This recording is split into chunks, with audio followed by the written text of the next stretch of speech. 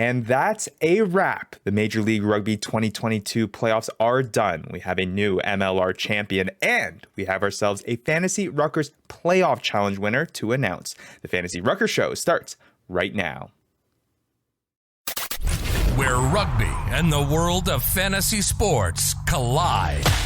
Welcome to the Fantasy Ruckers Show, bringing fantasy rugby to the masses, talking all things rugby from the MLR to leagues around the world. We're on top of it. Headphones on, pads off. This is the Fantasy Ruckers Show. Now, here are your hosts, Ryan Yee, Matt Yee, and Devin Vanderpool. What's up, everybody? This is episode number 25 of the Fantasy Ruckers Show. Thank you so much to our Fantasy Ruckers League members. Thank you so much to our Fantasy Ruckers community members and everyone else tagging along on this journey of making fantasy rugby a reality in the MLR. I am Ryan Yee, as with me, as always, Devin, Vandy Vanderpool, and Matt Yee. Guys, Vandy, we'll get to that, man. But dude, the MLR 2022 playoffs are done. We have ourselves a new Major League Rugby champion, and we have a Fantasy Ruckers Playoff Challenge winner to announce. Man, jam-packed episode today on number 25. Number 25. Quarter of a century. Oh, that was pretty good. But how you guys feeling? Had a big final, had a fun final that we watched over the weekend. That was a lot of fun to take part of. This Fantasy Ruckers Playoff Challenge made it a little bit more interesting, but how are you guys feeling about this past weekend? I need to start it off by talking about my standings, obviously. Because, boys, I'm number 2. You know who I lost to? The greatest fantasy rucker fantasy player of all time. Oh, you're gonna spoil it right away? You're gonna spoil it off the bat. Come on now. You didn't even throw a disclaimer out. Yeah, what the heck are you doing, dude? Come on. You can't be spoiling this right away. You can't be spoiling it. Come on. Spoil it. No, you're right. I mean, I got first, guys. You're first in my heart, man.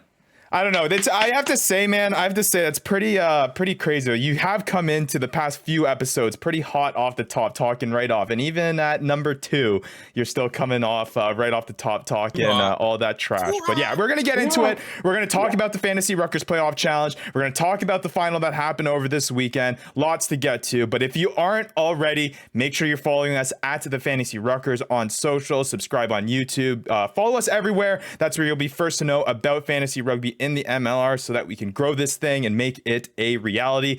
So we're going to hop right into it. We're going to get into the Fantasy Ruckers Playoff Challenge. We're going to get into the final. But first, a little segment that we've been doing over the past few episodes here, Ask the TFR Show. It's a thing that we've been doing the past couple of to get people involved and get them to know what fantasy rugby is like. Why are you pointing at yourself? What do you... They're going to ask me? They want to ask me? No, yes, the Fantasy Ruckers Show. Exactly. Yes, it's for us. They want my answer. There we go. So the past couple of weeks have been fun. Last week's question was, how was our feelings about the MLR Shield? And obviously they dished it out this weekend to the team that we're going to reveal here that won the Major League Rugby Championship. Not like that anyone does know already. But Matt, your criteria for your pickings of last week was whether or not that you could drink out of the cup or said trophy that said rugby tournament or said rugby league celebrated. Now, we came to a consensus that the MLR Shield did not have that cup that you could drink of, but hey, Rugby New York got a little bit creative over the weekend, and they found their way. I don't know if you saw the picture on social media, but Rugby New York was funneling beer down the shield and drinking at the end. So, hey, they were technically able to drink off of it. So I think we may have to change our criteria there for the MLR Shield. No, it just means the MLR Shield is moving up the rankings, right? I got to be honest. The thing is that you can tell that the New York guys that's where they have their experience, and it really paid off, and they showed it. They showed some class there. Hey, talking about trophies, though, I got to say, I showed about 10 people that KPO sword, that Korean baseball sword. I'm like, yo. Yeah, but you can't drink out of that one. Yeah, the Shield's cool, Stanley Cup's cool, but that thing For those of you who didn't listen to last week's episode, we were just going around about the different trophies, and it was the KBO sword in the Korean Baseball League that became a topic of discussion. And we said cool. that you could pair that up with the MLR Shield, and you'd be fully kitted out in Skyrim or something. So it's perfect. But let's move on to this week's episode, and in this week's episode of Ask TFR Show, and it was released to us since this is the end of the 2022 campaign for us. I thought it would be nice for us to reflect on the season and how we thought the fantasy rugby journey was for us in our very first year. So we're going to get to that at the end. But to kind of tease us and to kind of start things off, the question is from a lovely listener out there: if you had to describe our first fantasy Ruckers League or fantasy rugby season in the MLR in 2 words, what would those 2 words be? And I know it was a season of a roller coaster ride, ups and downs for all of us, from playing in the fantasy league, from the commissioner dealing with certain issues and stuff going on in the league. It was ups and downs for all of us. But Matt, I'll start with you, man. 2 words to describe what the fantasy MLR 2022 campaign was like for you. You know, when I first heard this question, I immediately went to last place, but that's just what it was for me. For Fantasy Rucker, though, the Fantasy Ruckers League as a whole, I'm going to go with, on a serious note, no jokes here, just big potential. That's what it is. That's what I'm seeing in this show. But yeah, if we're all being honest, for me personally, it was last place, and that's all I could think. Van, that's pretty good, man. That's pretty good. I mean, big potential. I do see a lot of that, but yeah, maybe we'll stick with you with the last place. I feel like that. And maybe big potential will apply to me one of these days. Last place with big potential. You do that. It's a pseudo. What about you, Vandy? You know what? Weirdly enough, I gotta say picture perfect, and I gotta describe it real quick. And it was picture perfect because I expected last, just because I just wanted to help out charity the most, not because I expected to lose or anything. But picture perfect because I got to beat Matt. And you know what? Anytime you can beat him, picture perfect. It is true. No, hey, it's all about taking the positives, right, Vandy? And if you can, if getting a win from Matt out of Matt is a big positive, hey, we'll take it. Successful fantasy season. If you ask me, it's not even a big positive. It's my driving force. Ask me what I think about the Fantasy Rucker Challenge in 2 words. No, we're gonna skip right over that because we don't celebrate your successes on this show, Matt. We're moving on. No, you want 2 words about your you want 2 words about your bracket? Nobody cares. There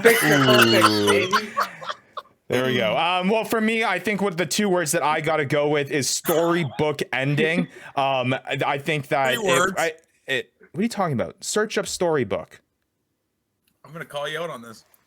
Andy, Google it. If it's not, I'm putting in a dash in there, and this would be very bad. Yeah, I don't know what you're talking about. Storybook is okay. Yeah. Research team came back, and you're wrong, Vandy. Yeah, right. You know what? Regardless, whatever. Even if it's up for debate, I'm going with it. Storybook ending. I really couldn't have finished off any better way from both the actual Fantasy Ruckers League for it, really going down to the wire in that final playoff race with basically every single team still basically playing for that final playoff spot, to having, John win the league and having Hokie be in that final, basically 2 of the top guys that were putting in a lot of effort all year long to be rewarded with kind of, the amount of time and hard work that they put into this, to the Fantasy Ruckers Playoff Challenge, with having, we'll tease it ahead, but having the finish that we had there, just really couldn't tie a better bow on it. So, really interesting stuff. It was a really interesting season. It was a season that was a lot of fun. Really couldn't expect any more out of this season. So we'll get more into it as we reflect on the entire 2022 campaign. But big potential,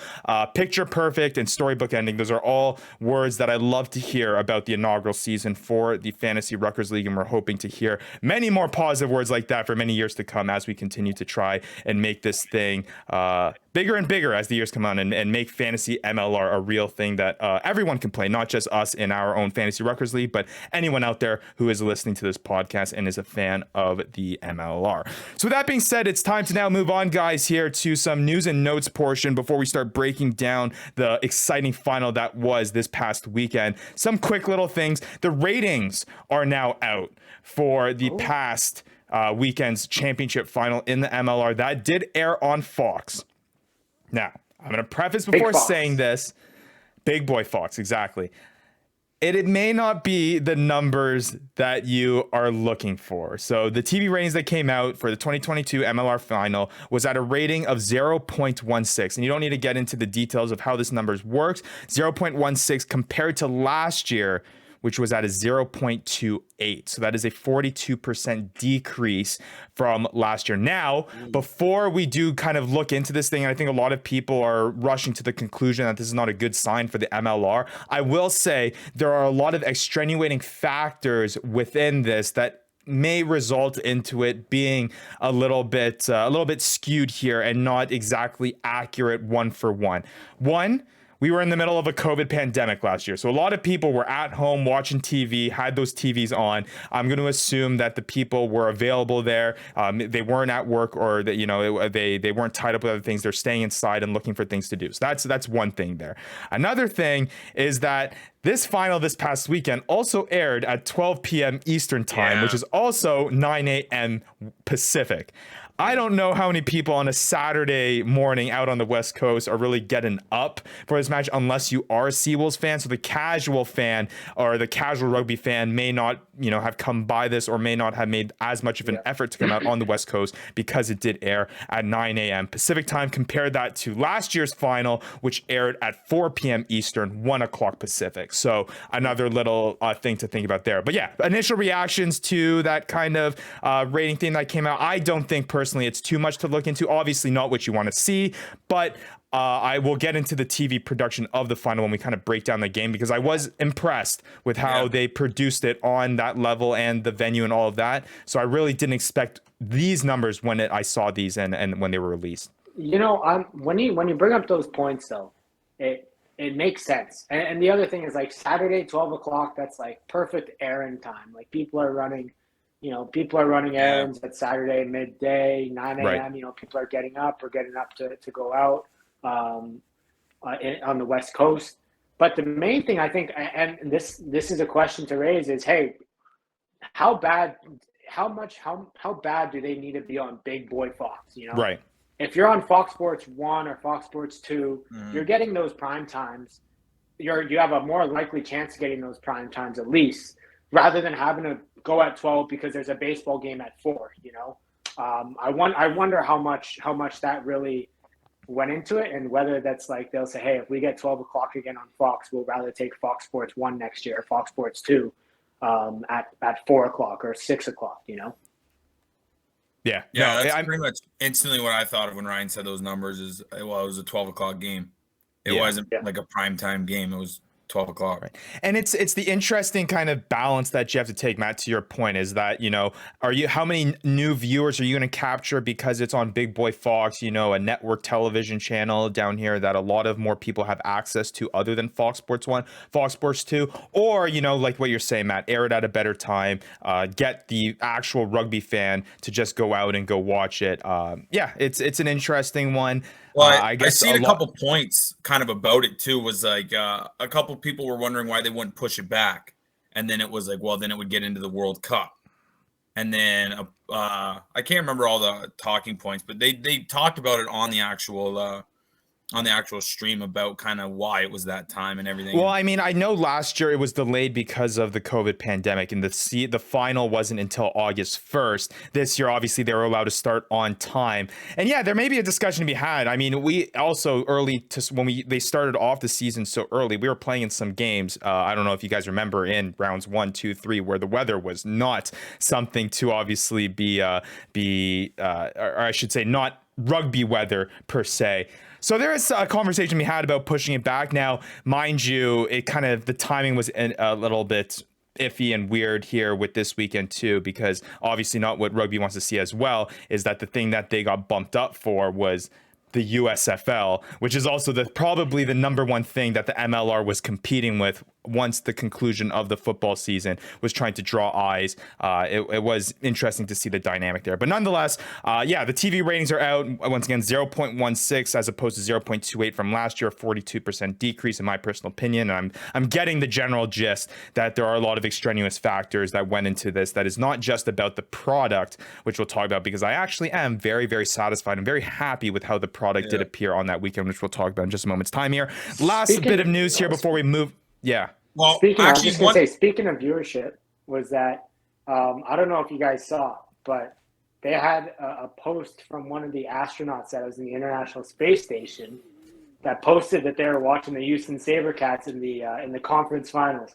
So, I mean, hey, if you're getting some viewership from space, I think that adds 20 points to the finals, even though it wasn't the same. No doubt. I was just about to say that too. I saw that tweet that they put up about that with the picture, and I think that's got to count for more than just your typical ratings. If you're getting people from space tuning in, that's got to boost up the stats. But I did see that as well. So a little bit of give or take here. Maybe they needed it on Big Boy Fox. That was the only channel that they had up in the International Space Station for them to tune in. It was all for the astronauts. Reach that high up. But the ratings don't reach to space. There you go. I think a big thing too, probably for the ratings, was we didn't really mention two of the best teams weren't even in the playoffs. True. I hate to kick keep hitting the dead dog, but Well, let's talk about let's shift over to that whole ordeal, and I don't want to spend too much time on this, guys, because obviously it's a prolonged thing that is still yet to get resolved and all those things. It's talking about those two teams that obviously did not compete in the playoffs: AG, the Austin Gilgronis, and the LA Guiltinis. Once again, nothing much new from our last episode, except for the fact that just around the time that we released our episode, the court docs got released of the lawsuit of Mr. Adam Gilchrist and his ownership group. I believe it's called Loyals LLC, their lawsuit against the MLR. And I will say there is some pretty spicy stuff in there, and I'm not going to read and break down the entire court doc. If you want to go, I had to do some perusing. You go onto the Dallas County, I believe the Dallas County website, and you can go search them up. But I was reading through it, and there's some interesting things in there. They're saying that there's a little portion in there about Adam Gilchrist threatened to leave the league with both the Giltinis and the Gilgronis, and then revoked that threat, and then said that he was joining. And then there was something about being late to an ownership meeting, that he didn't get to participate in the vote that ultimately decided that the Giltinis were going to be excluded from the playoffs. All of these things are in the court docs. Very, very juicy stuff. So if you do want to go see it, go check that out. But that is, I would say, the latest development in there. My thoughts out of all this, guys, before we move on here and how this is all going to play out: I think that they settle this in court relatively quickly, now that there is an official lawsuit in place. Now, again, I'm not a lawyer. I'm not exactly too sure about how these things play out, all the time. But I do have the feeling or the sense, in terms of cases like these in the past, that there is going to be some sort of settlement that will take them out of courts as soon as possible, and then eventually move on with the sale of the Gilgronis that we were first talking about, and get Adam Gilchrist kind of satisfied with the situation that's all in, and get that all resounded. But that's the latest development here, at least for those two teams, Vandy, that you're talking about, and that whole fiasco with the Gilgronis and the Giltinis. Yeah, I mean, I don't really care about what happens in court. Just tell me what rules they broke, please. That's all I want to know. Just tell us something. I don't want to read the court. Yeah, I don't know. It is, dude. It is. I'll read it to you. I will say, man, it is some pretty spicy stuff, dude. There is some pretty gnarly stuff in this court doc that's pretty interesting. Yeah, but nonetheless, what if you want, just quick thing. What if, and maybe this is just not realistic thinking, but maybe this is decent publicity for the MLR. I mean, it's at least getting them into maybe more feeds than they may usually would get in there, now that there's like a legal case surrounding it. I can see that maybe they want to prolong this and say, hey, like, we're okay with this prolonging, people hearing more about the MLR name. But Look at the yeah, arm on I the don't guy, know. eh? Nice Who knows? reach. Just kidding, Matt. Wait, what? Just kidding. What reach? I'm confused. You never heard that before? Like, that No. was a conspiracy and a half, so a little bit of a reach. So, look at the arm. Well, no, on I the mean, guy. it could. I mean, more people are talking about it, so You who would have knows? got more fans if the top two teams were in the playoffs than this court document's getting. Well, I guess what Matt's saying is that, I mean, someone who wasn't going to be tuning into the final anyways and is starting to say, hey, did you hear about that league that their two best teams there was a lawsuit involved with that? You know what I mean? It just spurs the conversation. The problem was the Amber Heard Johnny Depp case was taking precedent over this one. But yeah, I wouldn't go that far, Maddie, about that. But it's interesting. We'll see whether or not more stuff comes out of this. But I just wanted to give the latest update for all of our listeners out there, because obviously it's still still a pretty big thing. I'm not just sticking a bush light. All right, we've done 25 episodes. Okay, I've drank over a 2-4 on this podcast trying to get a sponsor, and you know what? Nothing. I'm not saying I won't take a Busch Light sponsor, but you know what? I'm in a one-way relationship here, and I'm swimming. So you know what? Miller Lite, you want to hit me up? I'm in. Gotta get him some Gilly You Lights. desperate, man. You desperate for a beer You gotta sponsor, get dude. some You're free thirsty. beer, okay? You thirsty, dude. All right, let's move on, guys. We got to move on here. Let's move in here into the championship final recap. It was an exciting one. It was a lot of fun. We had Rugby New York taking on the Seattle Seawolves in a venue that was a lot of fun. It got announced heading into last week that they were going to be playing at Red Bull Arena, and it lived up to the expectation. I thought the production quality was unreal. It does obviously help to be in a stadium that is meant for a TV production, so you could obviously see that on there. I thought the commentating was good. We'll get to the actual the excitement of the game itself, but overall, guys, I thought it was a pretty nice spectacle that the MLR organized here at Red Bull Arena between Rugby New York and the Seattle Seawolves. Yeah, I mean, it's pretty hard to get it wrong when you're when you're in an arena of that caliber, right? They've got all the sight lines already done up. They've already, they plan it for the same size field, really. But yeah, I got to give them props. They really, and I'm assuming they turned this around pretty quickly, saying, hey, like, we're going to be at Red Bull Arena. They put on a pretty good production. I thought it was good. And outside of the game, I thought it looked like it was a good showing as well. They seemed to place the fans pretty well with their camera shots too. Your thoughts, Vandy? Yeah, Matt nailed it. I mean, the field looked great. Camera quality looked great. Everything was solid. Yeah. Well, it's exactly what you want in the camera. Exactly what you want to expect. I told Matthew when we were watching the game that this was very similar to the same experience as if you were watching a Super Rugby match or what have you. So it was what you wanted to see when you wanted to draw eyes to the match in a big time final. So from that standpoint, they, I think, knocked it out of the park with that. Now let's talk about the actual game itself, guys. Rugby New York, Seattle Seawolves. It was an exciting one, man. And I will say, outside of obviously the controversy heading into the playoffs, I do think that we got the best teams that were in the playoffs. And you could argue that these two teams could have made an appearance in the championship final, regardless, even if the Guiltinis and the Gilgronis were in it. So two very good teams going head to head. But I will say the glimpses of what we saw against the New England Free Jacks with this Rugby New York team in these spurts of dominance only came further and more emphasized in this week against the Seattle Seawolves. It really felt like outside of that first little 5-minute period at the beginning when the Seawolves scored that early try, towards the latter parts of that first half and then the beginning of the second half, it really was Rugby New York the entirety of the way, and it really looked like it was their match to lose. Was that the same feeling that you guys had heading into or watching this one? I mean, I remember watching the first 15 and seeing Seattle score pretty quick. 3 minutes. Yeah, it was like they scored pretty quick. I thought, Seattle's going to be, bring this, is going to be a tight match. And then after that 10, 15 minutes, and I saw New York starting to dominate. And I think for the last 25 minutes of that half, Seattle did not get outside of their half for for most of the rest of that half, and I thought, oh, this is going to be a rough one. And you know what? As much as I wanted it to be close, and as much as maybe the scoreline said it was only a 15-point game, New York dominated from 15 minutes in onwards, and it was just New York's game from then on. And yeah, it wasn't what I was expecting, but hey, that New York side is absolute class and full of experience.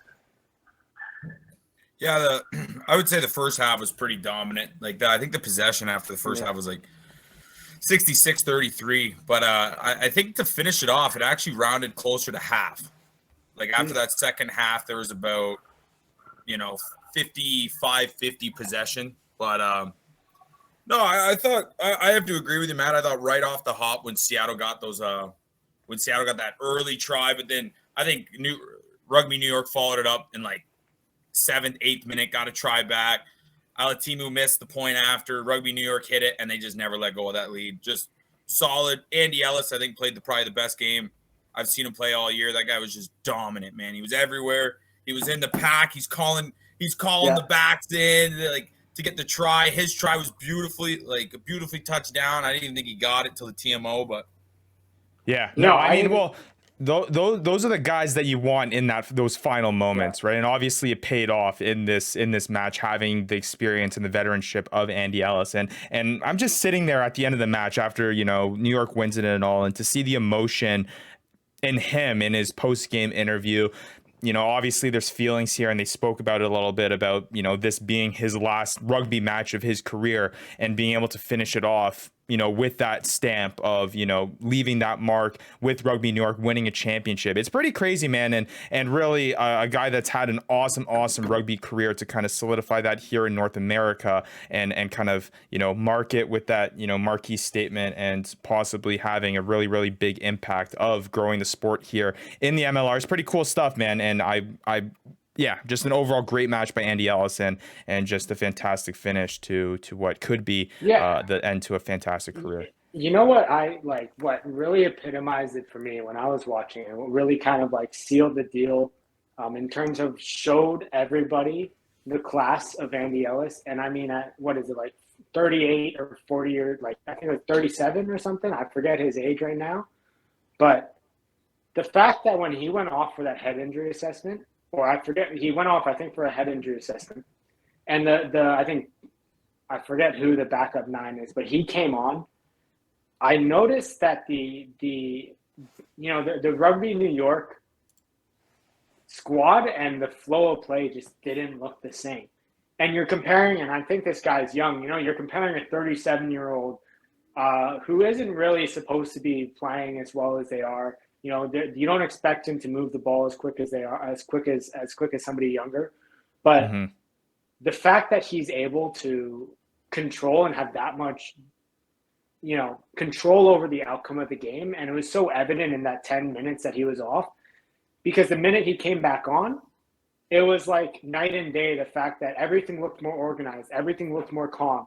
They had a lead, but everything looked so much more calm with him just controlling everything. And that just says everything you need to know about the fact that, 20 years ago or 15 years ago, he was, even better than what you're seeing now in the product of the MLR. Yeah. And I will say too, I mean, we do talk about the dominance of Rugby New York in this match and how much they possessed the ball and how they were just so persistent and dominating territory and all that. But I will say there were moments, and we talked about this, Matt, as we were watching the match, was there were moments where Seattle could have turned it around, and give them credit, because despite the amount of possession that Rugby New York had, they didn't allow the game or the match to get blown out of the water. They didn't allow that back line to score multiple tries. They kept it to, within a 1-score, 2-score game for a majority of the match.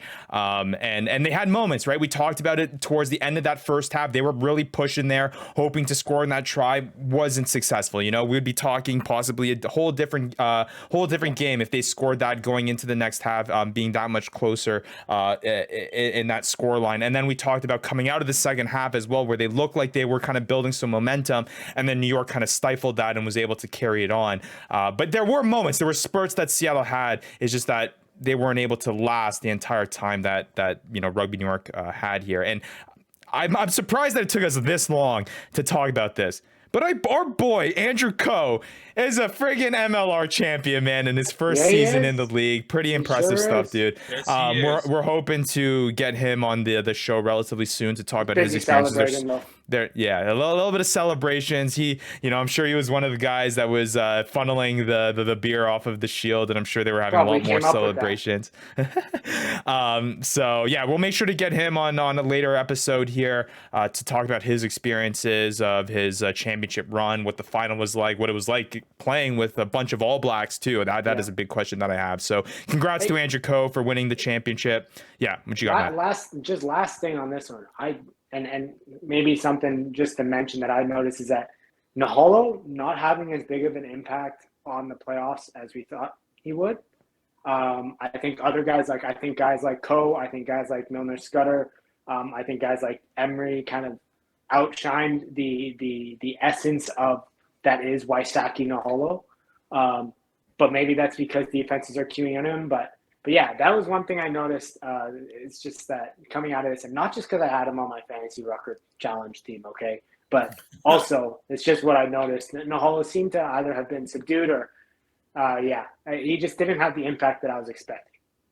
Well, it almost seemed like he was never really cooked into the game plan. It was just like a nice cherry on top to the team. Yeah. But that's one thing, exactly what you said. It didn't feel like any play was like a play was derived that it went through him. It was just kind of like, oh, he's open on the wing. Let's get it to him. Yeah. But how about Jack Heitman was getting his head taken off? Jeez. But he came through with that flying knee. I thought I was watching Jorge Masvidal, Ben Askren. That's funny. But yeah, I'm gonna go through some fantasy performances here, guys. 8.8 fantasy points for Andy Ellis with that try that he scored. 3.5 for Jason Emery, who got a majority of that off of the boot, who was a surprise, I guess, designated kicker here in the playoff run here. Didn't really expect that. Then we had Nick Mayhew scored. Told us that. Yeah, we could try. I mean, we got to ask. I don't think I ever asked him, to be fair, to be honest, but we'll see. Nick Mayhew scoring a try as well, 5.7 points. I don't know if you saw the highlight to this try, but what forward play for Rugby New York, going back and forth. There was a little bit of a botched offload in between, but hey, leave it to some forwards to play with a little bit of messy ball there, phrasing, but nonetheless it was a beautiful try between a lot of those forward pack players there in Rugby New York. So not just the backs who have those marquee names that were making a highlight impact there this past weekend, the forwards doing a lot of work as well there, obviously, by the try that was scored in that period. So 5.7 points for Nick Mayhew, who is the benefactor off of that one. And then you got little points scattered here and there, but again, not many tries scored in this match, so not as many fantasy points. And then on Seattle's side, 5.5 fantasy points for AJ Alatimu, 7.1 for Martin Aisevu, who has looked really, really good all playoffs long, finishing a lot of scores there on the outside. And then Sam Matanga with the classic prop try, 6.1 fantasy points for him as well. But yeah, I thought it was a fun cap to the season. I thought it was an entertaining match. I thought the production quality was great. I thought everything about it was just a really, really job well done on finishing off the MLR 2022 season. So, I mean, outside of that, I really can't complain. It's been an absolute blast all season long. So, any final thoughts on this championship final, guys? It was an exciting one, man. I can't believe that it's all finally done, wrapped up. Yeah, and shout out to Coe, but also shout out to Toronto/Newmarket man Andrew Quatrin, who got the I forget what the name of the award is, but basically the man of the year. He even shaved his mullet to get presented that award. Wow, so, getting fancy. He really kept all the business in the front and the back, and made sure that he looked classy for that respectable award, obviously. Yeah, the S. Marcus Calloway Community Impact Award. That is the one that Andrew Quatrin won. So, yeah, congratulations to him as well, because obviously we love to see not only the players making a big impact on the field, but also making a big impact off of it as well. So, congrats to Andrew Quatrin.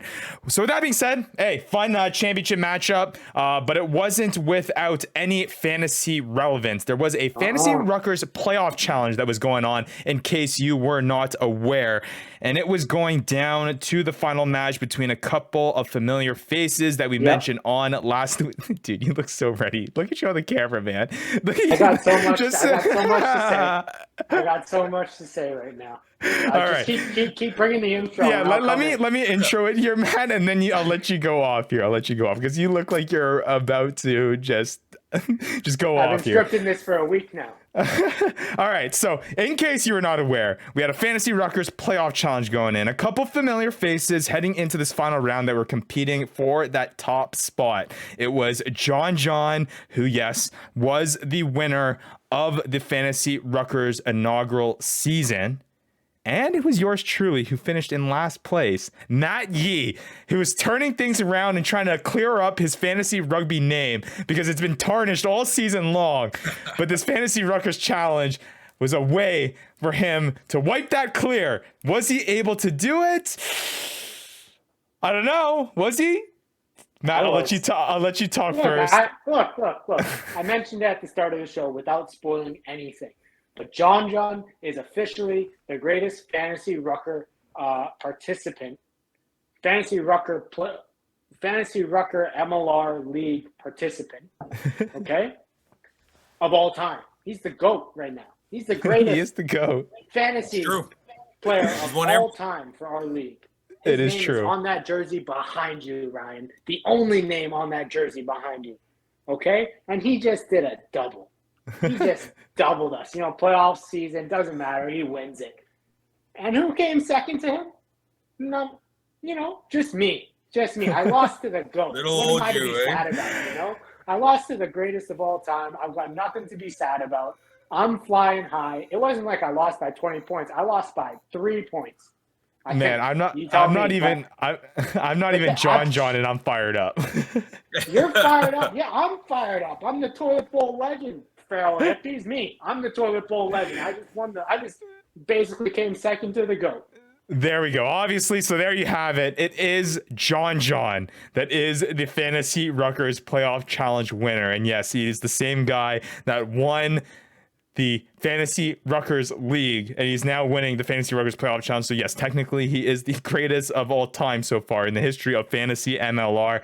It's incredible, man. This guy wins at everything fantasy. I'm going to break down here the top 10 submission list in just a second here, but we talked about it before the show, guys. Obviously, there's like 90% luck that goes into this thing.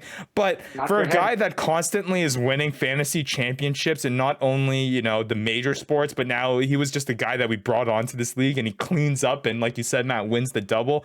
I don't know, man. There's something up there. There's got to be some sort of fantasy instinct or something that just works in his favor. But nonetheless, John is our Fantasy Rutgers Playoff Challenge winner in 2022. Let's break down the top 10 here on the guys and all the submissions. And once again, thank you to all the people out there that submitted a lineup into this Fantasy Rutgers Playoff Challenge. We really, really do appreciate it. It was a way for us to get the word out there on what fantasy rugby in the MLR is all about. It's an opportunity to give people who hadn't had a try and an opportunity to play a little bit of fantasy MLR. And hopefully when next season comes around and we can figure out this thing on bringing it to more people will already be ready to go in knowing how to play a little bit of fantasy MLR. So let's break down some of these people that were in our Fantasy Rutgers Playoff Challenge. Like I said, JJ, John winning the championship with a total of 52.6 points. His biggest performer, obviously, was AJ Alatimu. He was the performer of the Fantasy Rutgers Playoff Challenge with a total of 31 fantasy points. So over 50% of his points scored by AJ Alatimu. Matt, you came close, dude. And I think you came a lot closer than what you thought you were going to be because you only fell short by 3.1 fantasy points, 49.5 fantasy points for you. Dylan Fawcett try-assist brought you really, really close. It just wasn't enough. You needed someone to score, so you came in second. Before I move on here, though, Matt, I have a feeling, dude, that you're just pumping John up to somewhat make yourself feel better that finishing second is okay, because I think we got to roll the tape, and I wish we had the tape because I think you said last episode, if you ain't first, you're last. No, and I'm pretty sure we got it. John's in another league, right? He might be in the Fantasy Rutgers Playoff Challenge. Yes, he's in the Fantasy Rutgers Playoff Challenge, but spiritually, mentally, morally, ethically, legally, he's in another league. Okay, here's the Fantasy Rugby Playoff Challenge where we are. He's just up there. You can't see him. So really, I finished first in our league. So like Vandy has been called Joe Peterson all season long. Essentially what you're saying is that John is a god when it comes to fantasy rugby, Yes. and he's just someone not to be compared with. Let's just bump everyone up in the rankings. Yeah, so just bump me up. You get bumped up too, Commish. You come up with it. I'm a man of honor. I'm a man of integrity. I don't know I can do that, but we'll move on here. Yeah. Hey, your Commish. You said it, Matt. I came in third, dude, and I thought it was something that I took probably a little bit more serious than I should have, because I thought that I needed to prove a point to all of you guys out there, both you, Vandy, Matt, all of our league members, everyone else who's been following along this thing. And switched up to 10. I don't know what you're talking about. But it was just something I felt like I needed to be somewhat good at. So to at least finish, relatively at the top there for being the guy that basically created this whole thing, I think is a good thing. I had a lot to lose here, but it looks like that we're going to be just fine. And hey, 2 new names on the list in this top 5 that hadn't played fantasy rugby before this whole Fantasy Rutgers playoff challenge. Yeah, you're right, Matt. Stacey Pates also did an awesome job with the pregame stuff and all the MLR Championship festivities this weekend. She's down there at the sideline and she's getting 4th in our Fantasy Rugby Playoff Challenge. Right? Woo. Just absolutely stellar. She got 26.2 fantasy points. She actually, a majority of those points coming off of Christian Dyer, who scored 13.8 fantasy points. So getting that in that semifinal round, that conference final round. And then Bodine Walker, obviously, in that match against Rugby New York last week, racking up 12.4 fantasy points, did well for her as well. And then, hey, Brian Ray of America's Rugby News, he finished top 5. So, hey, maybe not having that fantasy rugby knowledge, but just having that North American rugby knowledge and the extent of knowledge in the MLR that he has, I'm sure that played a big part in him finishing top 5. So he was there as well. So JJ Tolleton, Matt Yee, Ryan Yee, Stacey Pates, Brian Ray wraps up your top 5 of the Fantasy Rutgers Playoff Challenge. The full top 10 list will be released on social media, so head there at the Fantasy Rutgers to have a look at there. And then the full list will also be the full entire entry list will be released on Discord. No, Matt, I think I want to hear what you have to say, Matt. I didn't hear Vandy's name. I didn't hear his name there. So. All right, let me hold on. Let me scroll down the list here. I got Be careful with that scroll wheel. Yeah. Exactly. Vandy, hey.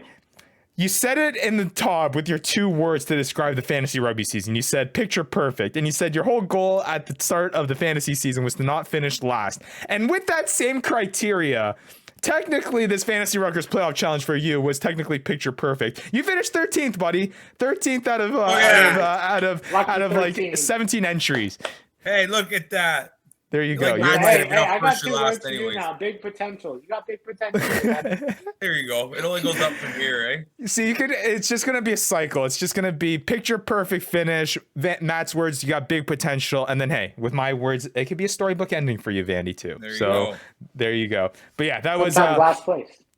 Sometimes last place. It's spoken by the one that has the most experience in that spot. That's great. So yeah, no, I had an absolute blast with the Fantasy Rutgers Playoff Challenge. Really thought it was an awesome time, giving people the opportunity to play fantasy MLR who hadn't before. Again, I feel like I'm a broken record here, but we can't thank the people who joined the Fantasy Rutgers Playoff Challenge enough. Going down from the boys at Le Rouge Rugby Podcast, Rugby Wrap Up, Fantasy Rugby Geek, Glorious Rugby and Tackle the Numbers, Rugby Morning, who's been in our league, obviously, with Fitzy being a big part of it. Just everyone, and our other league members as well. Just everyone coming apart to kind of grow this thing has been an awesome experience, and we hope to continue doing that in the future. So, we hope that you guys will be looking to compete in the Fantasy Rutgers Playoff Challenges in the near future, and also hopefully if there's a spot that opens up for you guys for a Fantasy MLR League, we'd love to have you there as well.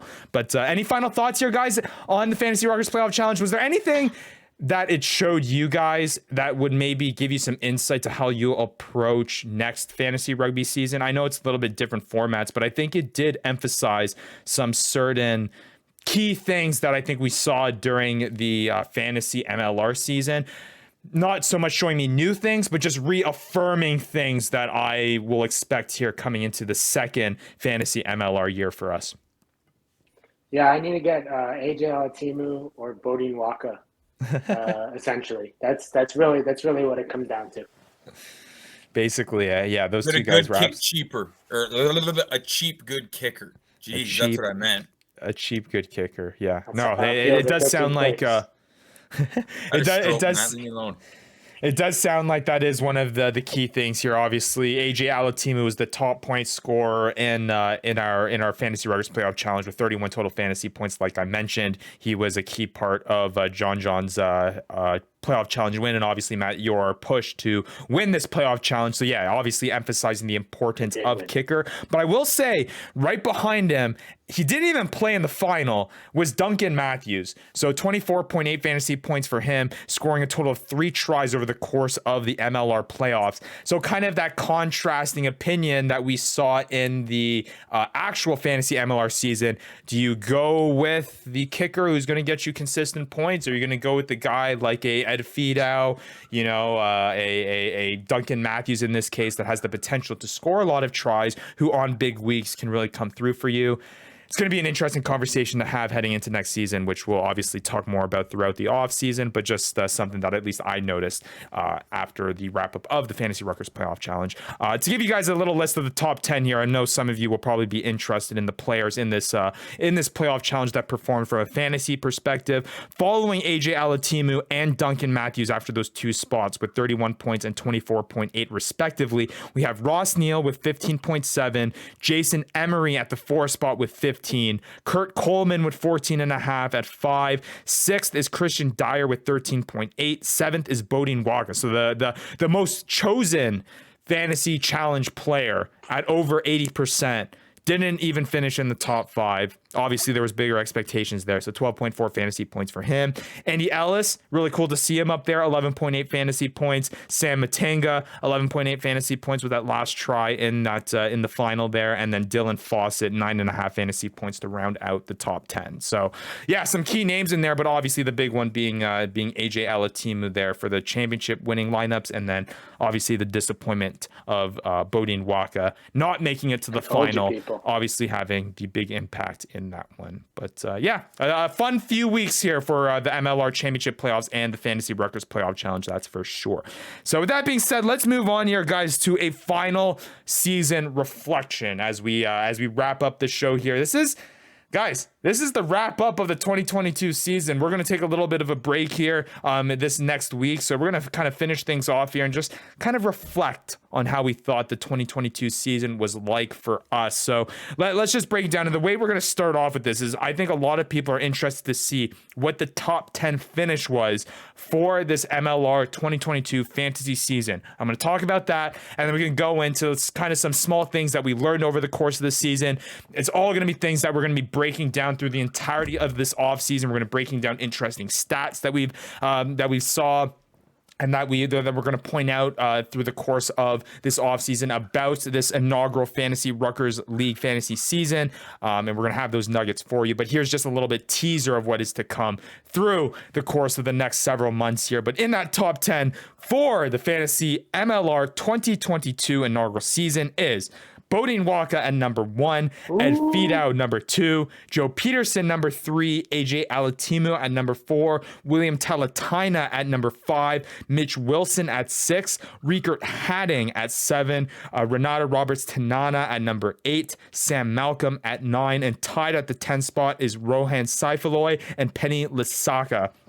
So a pretty interesting mixture there of players. I hear a lot How of do I names that have were 3 on of those your guys team. who came in 7? How did you come in 7? You know, How do I I have don't. 3 of those guys who The come in whole 7? time. I will say, and this is, I guess, is where we can start the reflection, because I think this is where a lot of things will go. And we can just kind of have an off-the-cuff talk here for the next 10 minutes or so about what we thought about the MLS 22. It's not about, and there are obviously a lot of names up here. Obviously, Bodine Waka was a big part of it. It's not about the total number of points, because I've seen this through the entirety of the Fantasy MLR 2022 season, at least when it comes to our format.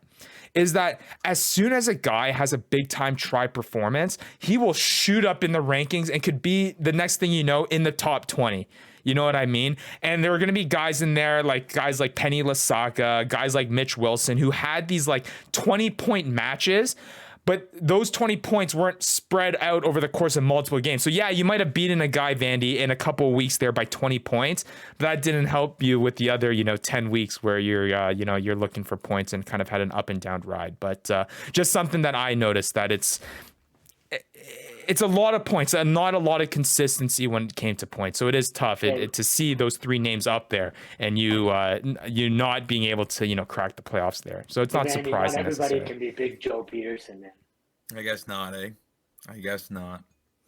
But yeah, so here, we'll start it off here. Initial thoughts on this top 10, guys, and then we'll get into kind of just overall thoughts on the Fantasy MLR 2022 season. Initial thought by me is that in the top 10 here, let me just get the look. In this top 10, I believe we have 7 out of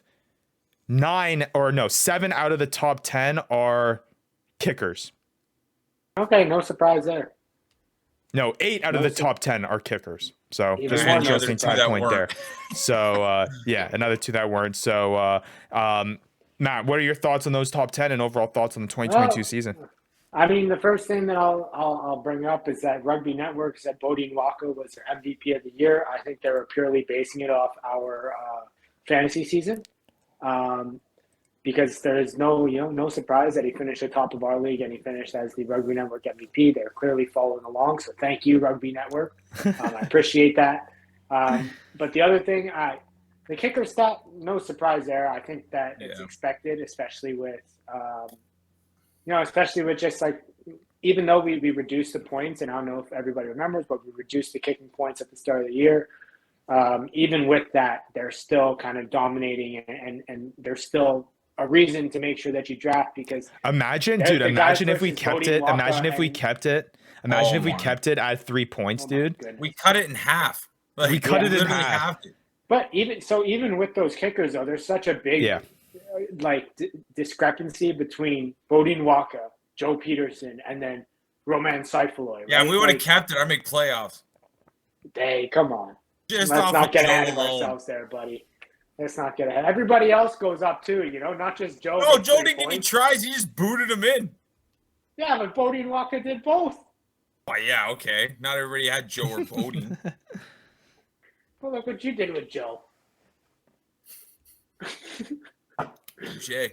But yeah, no, I think it emphasized how good kickers are. And I think the other thing, Ryan, you brought it up really well, that yes, the total points matter, but when those total points happen, that's what really matters in this league.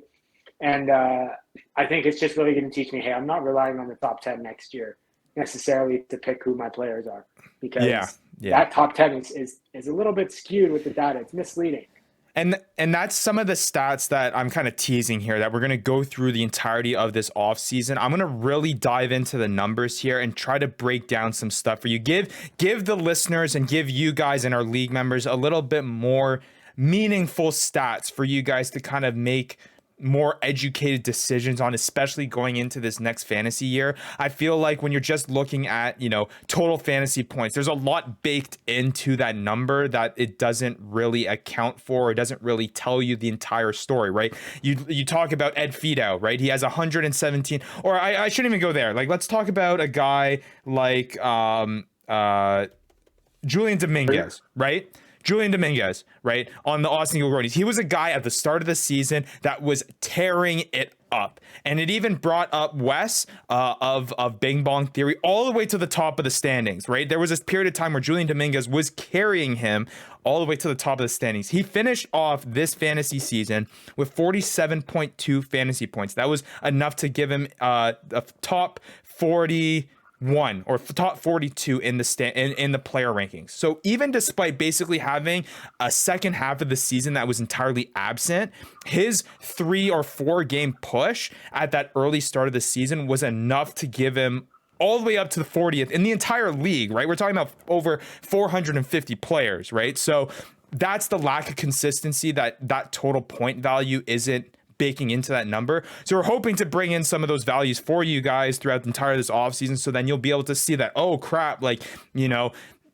X and X player only broke, you know, 10 points, you know, X% of the amount of time. We'll be able to break those numbers down for you and be able to get that to you and get those averages to you and have those deeper discussions about these numbers, because I think that's going to tell a lot about where these players go, especially in the next upcoming 2023 MLR fantasy draft.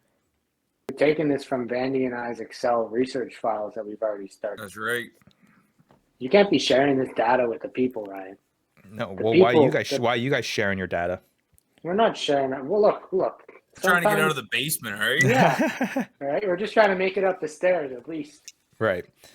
Well, hey, Vandy, what about you, dude? What about your thoughts on that top 10? And hey, I think what we've learned from this entire season, Vandy, is that a lot of people were really, really excited and interested in the journey that you had to travel in the course of this season in terms of, man, think about it. And I've had discussions with people. Think about where you were, right? 25 weeks ago, right? When we first started this thing, and how much rugby knowledge you had of not even like of the teams, of the league and all this stuff, but even of just like the fundamentals and like the rules and just watching the game itself, how far you've come from that point to where you are now.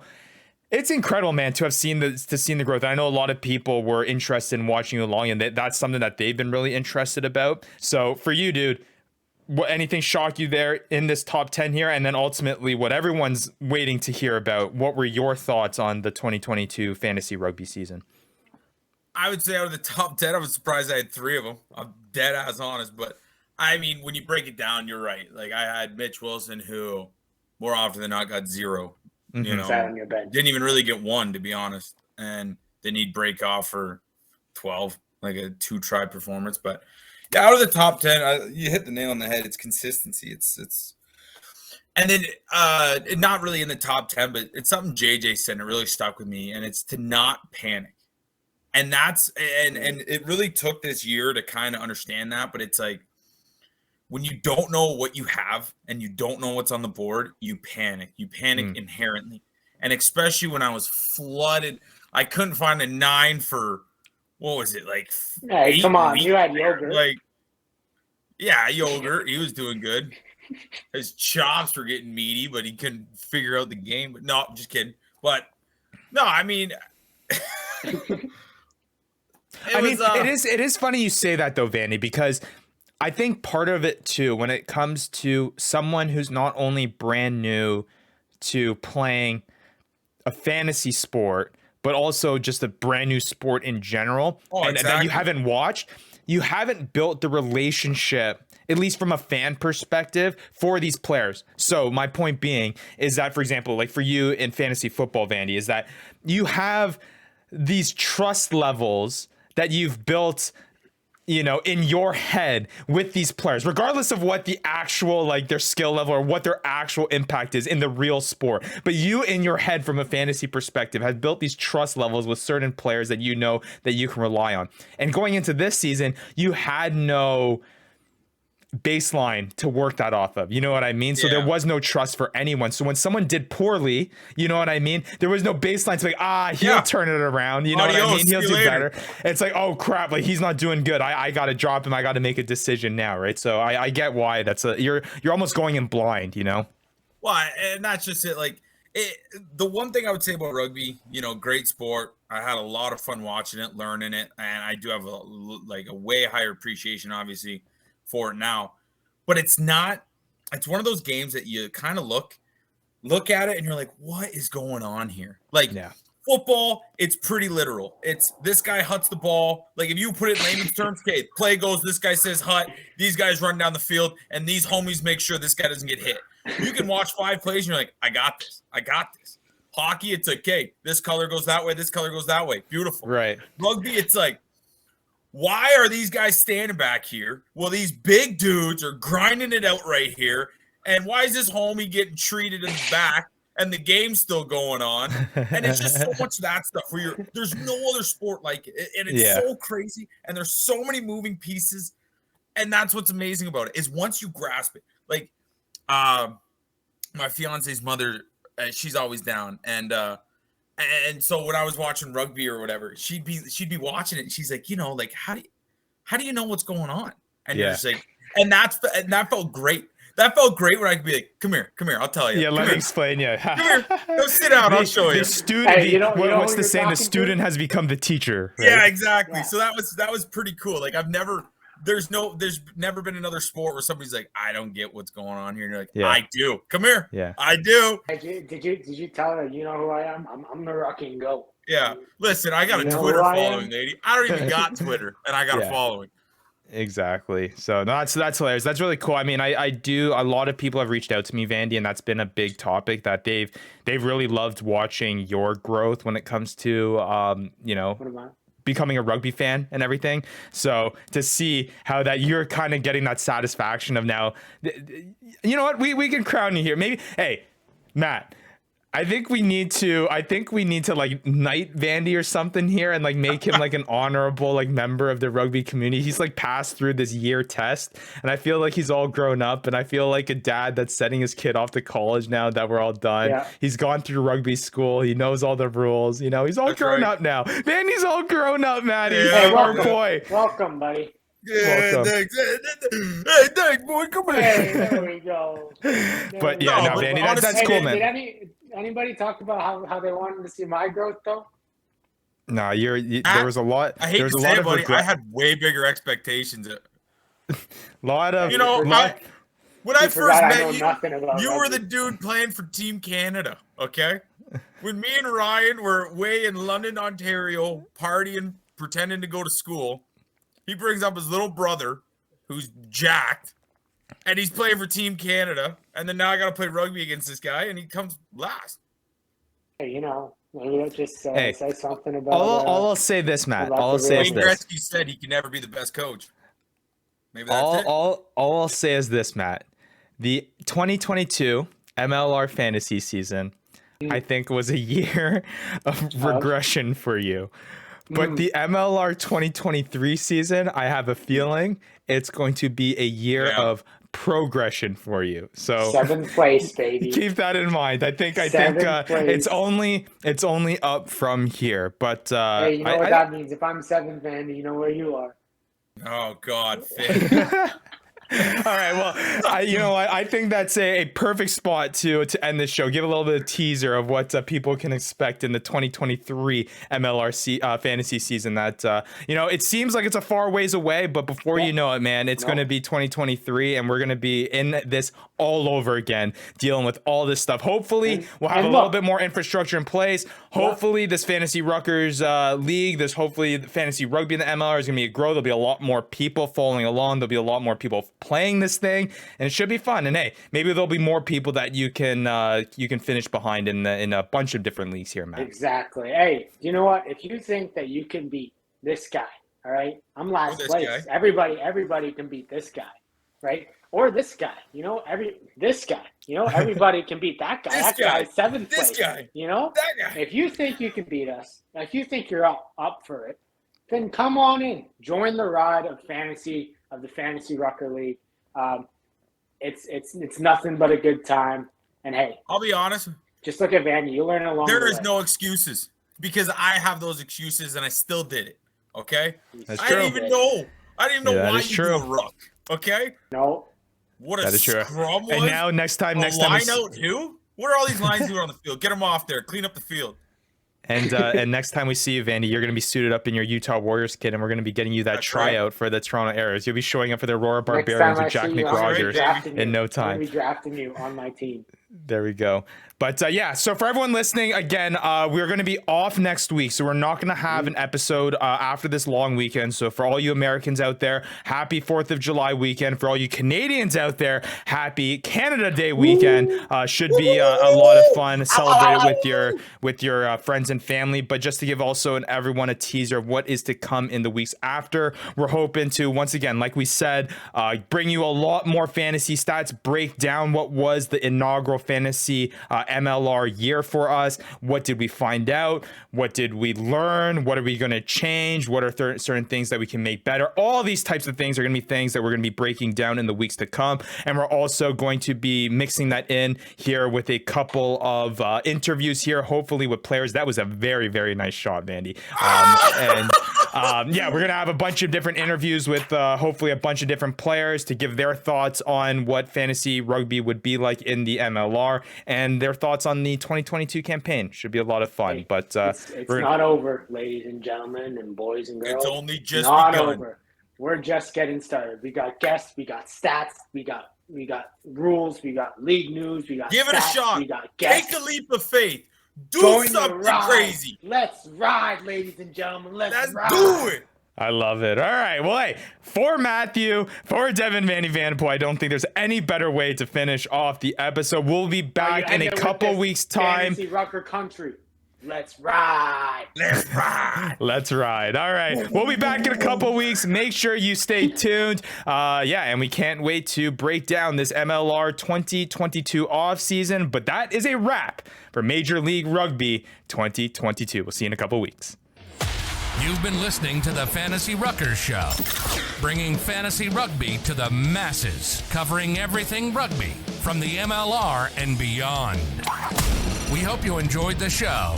Make sure to like, rate, and review, and be sure to tell all your friends. We'll be back soon, but in the meantime, connect with us on social media at the Fantasy Ruckers. Till next time, this is the Fantasy Ruckers Show, signing off.